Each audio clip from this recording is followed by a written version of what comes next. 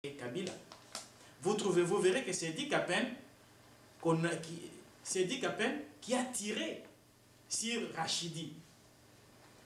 Bon, alors maintenant, après l'assassinat de M. Kabila, vous avez vu que Joseph a demandé à Idi Kapen d'aller devant l'opinion, la population congolaise, devant le média, pour s'exprimer. J'ordonne et aux différents responsables des unités de demander à leurs militaires, soldats, de rester dans leurs coins respectifs jusqu'à la nouvelle ordre.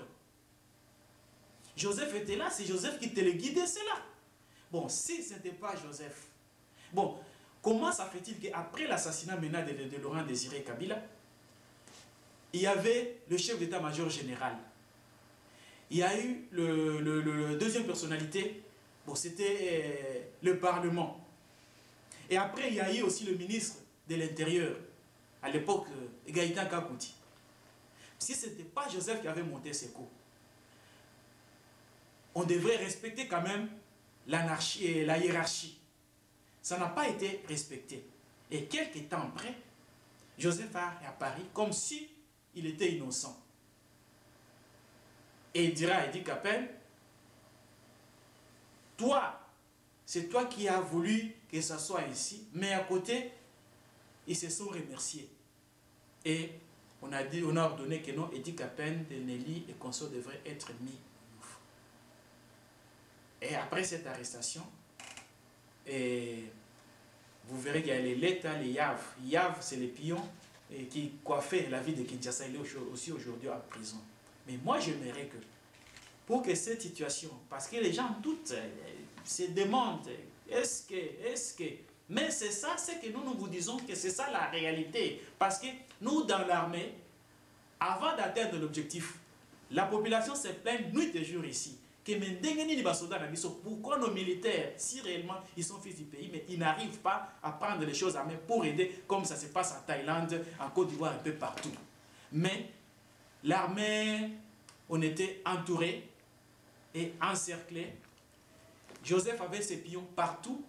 Il avait déjà neutralisé, maîtrisé bien les différentes unités, y compris l'aide du camp du président de la République lui-même, Idi Kapen, et la secrétaire Nelly, qui croupit aujourd'hui en prison.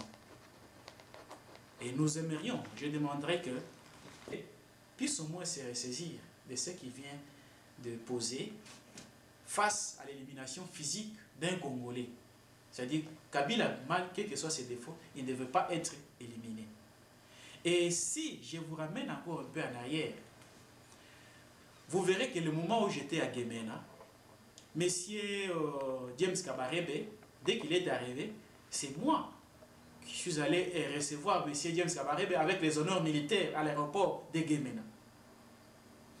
C'est moi qui suis allé me recevoir aussi Massas avec les honneurs militaires à l'époque, à l'aéroport de Mbandaka. Bon, maintenant dès que James Kabarebe est arrivé à Mbandaka et à Gemena, nous, après l'accueil, nous nous sommes rendus jusque dans la plantation de Bemba Saolona.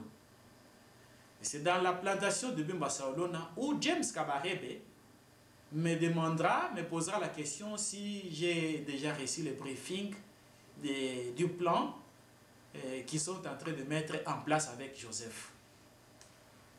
Moi j'ai dit oui, j'ai été déjà informé par Iraki Zaguericho, mais je ne suis pas encore du tout dans l'assiette parce qu'il faut qu'on me définisse bien, et les bacs à ça, notre objectif c'est quoi?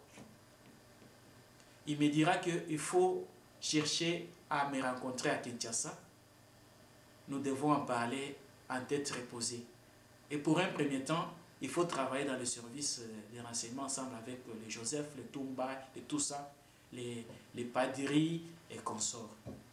Alors, je lui ai dit que bon, maintenant, qu'est-ce que nous allons faire? Il m'a dit que non, tu dois obtenir une affectation pour aller à l'Est. Mais avant d'aller à l'Est, nous devons d'abord chercher à maîtriser, à déblayer les terrains. Bon, l'objectif c'était quoi? C'était l'élimination physique de Laurent Désiré Kabila. Et vous verrez qu'il y a eu au moins 3 ou 4 tentatives